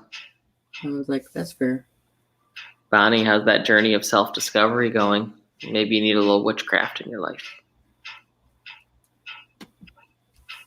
Maybe a little bit of witchcraft. Even. Maybe a little bit of witchcraft. Maybe we need a witchy Bonnie. It sounds like you found Bonnie being Bonnie. I mean, if Bonnie is being Bonnie, that's pretty self-aware.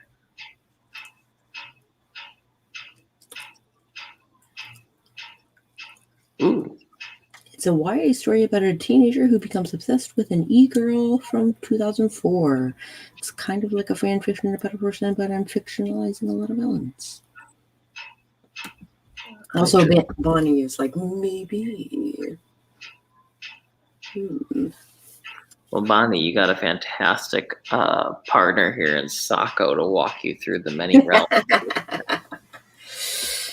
That's what my other channel was all about, was walking people through that sort of thing.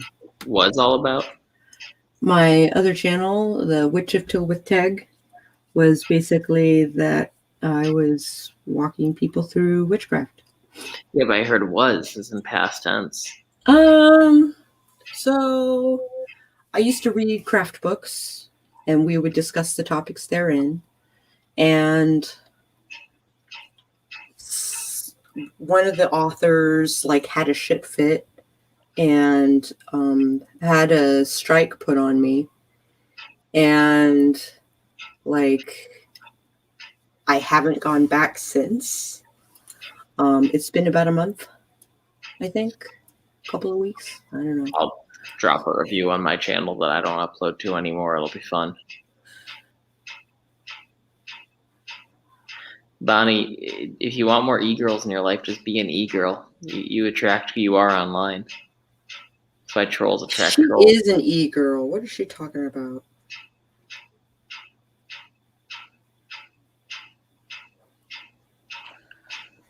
And Mint Ghost needs more e-girls too.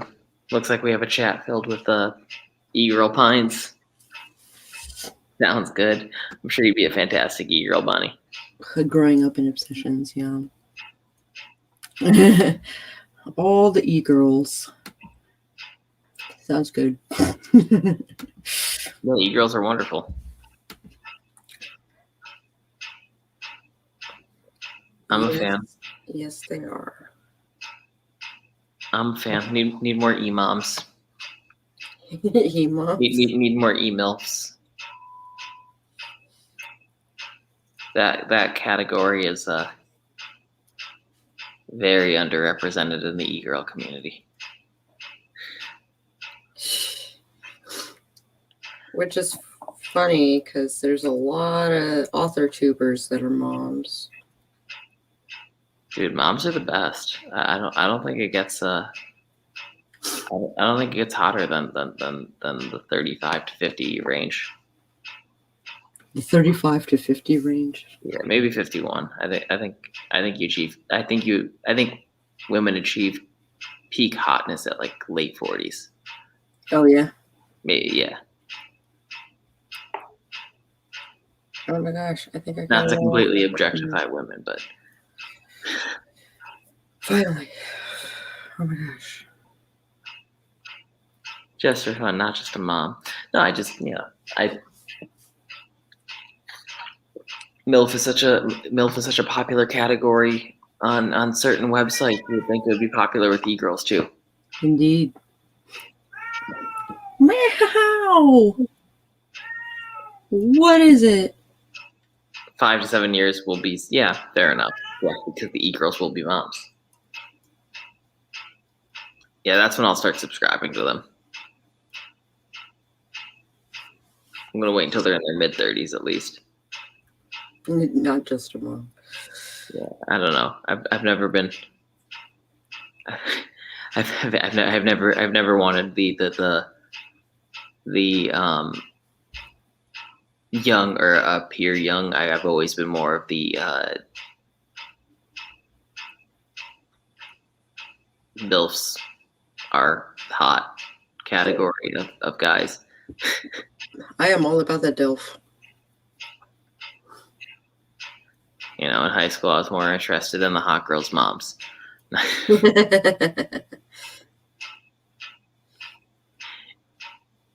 Oh no, I hear you meant ghosts on e-moms. Fun times. E-moms. No, DILFs, I'm sure, are wonderful. DILFs are wonderful. I think ILFs are great. Just insert whatever you want before it. Oh, the clanging is my fan. I can turn it off.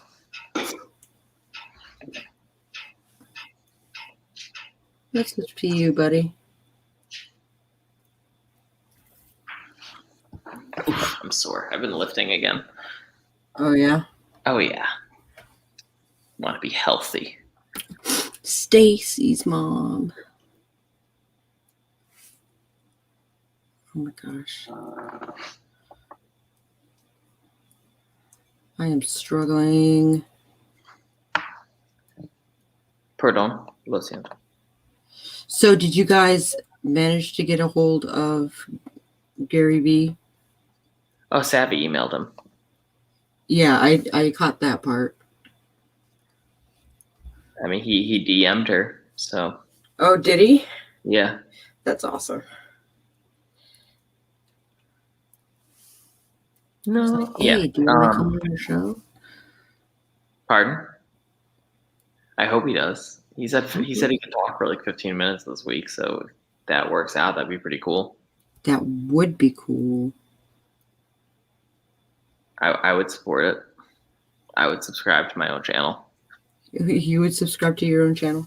Yeah. Yeah. Oh, I see.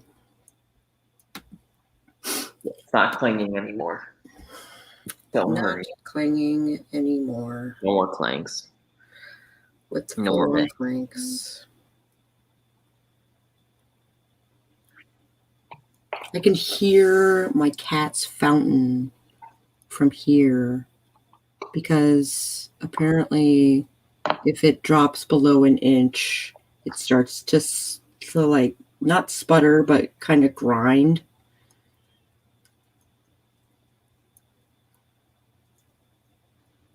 Yeah. But I think the noise canceling on the microphone is good.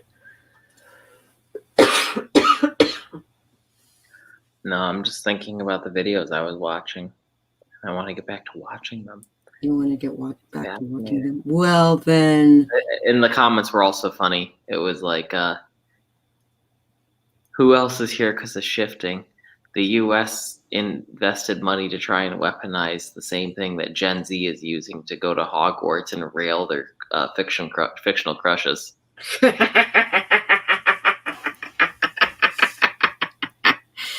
Yep. Yeah, are you familiar with like that shifting trend? Did you hear about that? No. It's big on TikTok. It's like using visualized meditation to they say it takes you to another dimension, but it sounds like it's just lucid dreaming or It is. Yeah.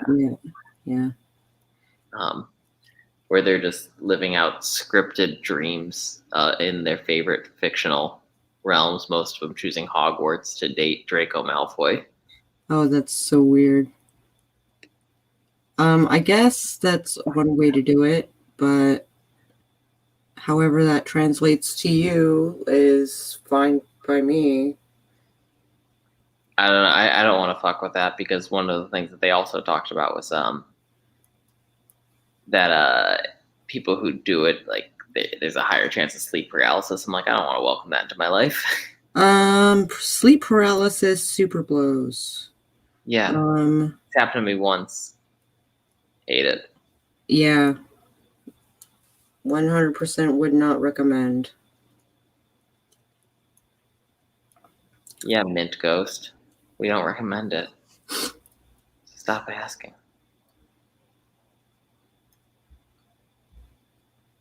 All right. Night, Bonnie Bon. Good night, Bonnie. It is kind of the worst thing ever. And I had a friend who was getting sleep paralysis like all the fucking time. And so I did a cleansing of her house and set up some guardians and stuff.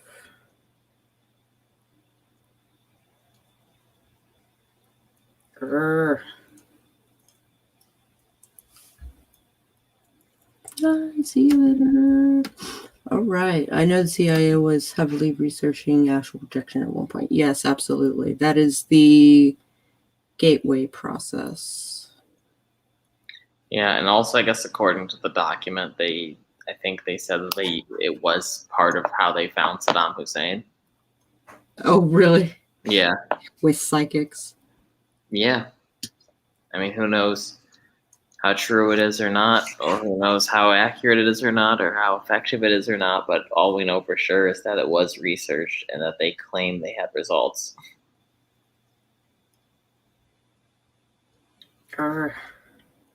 And life is a lot more fun if we choose to believe that. I know, right? I think I read part of that, yeah.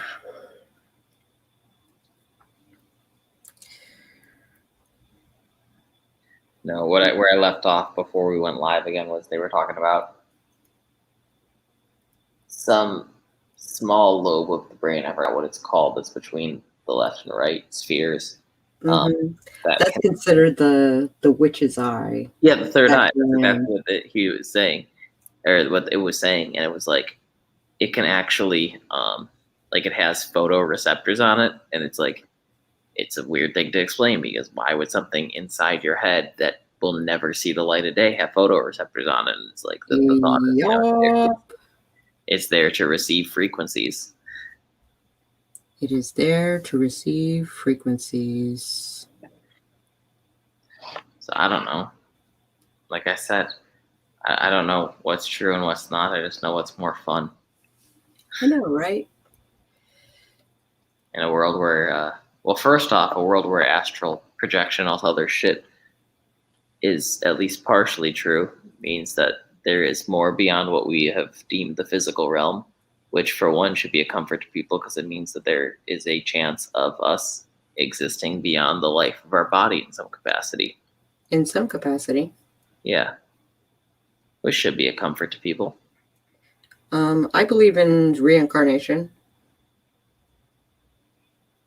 That's just my family. My dad thinks that I'm the reincarnation of a woman he knew in Hawaii.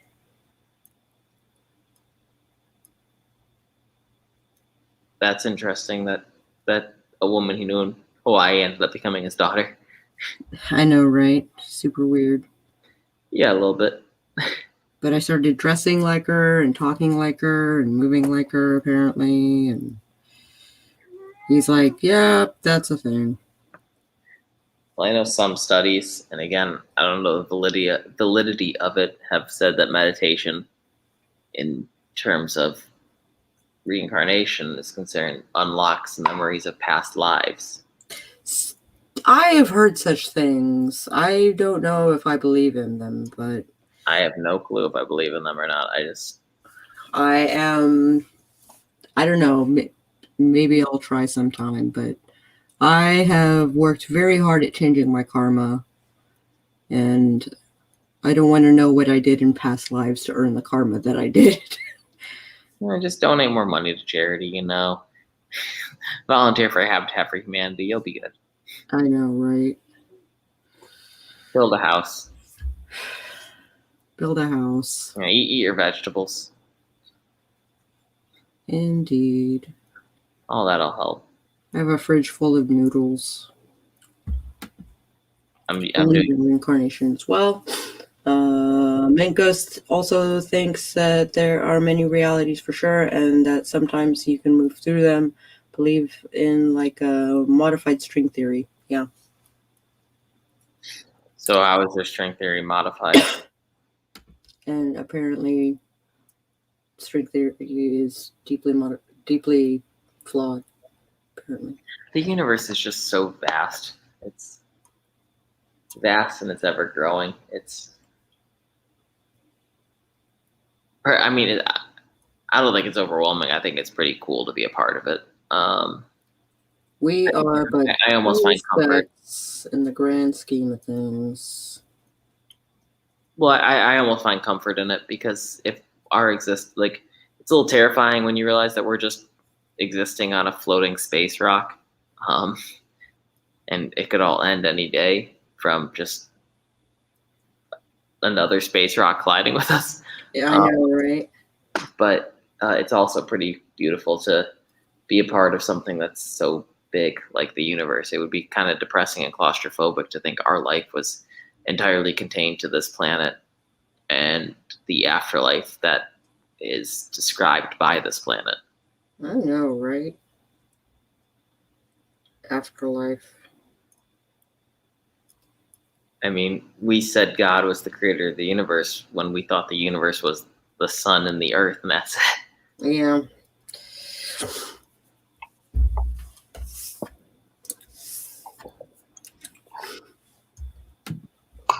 Indeed. Well, I think I should probably wrap up because I need to do some things like go to bed and be awake at 9 in the morning. Well, the longer actually, I have an 8 a.m. tomorrow, which is fun to have an 8 a.m. on a Saturday. But other than that, I've been doing intermittent fasting, and how's that working for you? I think I have it down to a T now because I just started it, and so tomorrow is going to be my third day. The first day was tough. Today was easy because I stopped eating sooner. So if I ideally stop eating 6:30, today it was 7. And if I do an 18-hour fast and I stop at 6:30, I only have to fast until 12:30. It's really easy. Nice. So that's what I'm attempting to do. I'm doing that. Well, no, I'll let you go. I don't need to tell you my health journey at the moment. Yeah, it's still interesting. It take a long time to explain, but I think realities are almost like a black hole. There's a center and it is dense there, but the layers get loose and more strange as they get away from center, that it's easier to move between them the further out you go. So how do you get out of the center? That is an interesting thought. Well, if you guys liked this video at any point, I encourage you to hit the like button. And if you are interested in more talks like these and also more writing sprints and the like, then I advise that you subscribe and maybe even ring that bell in the chance that it might notify you.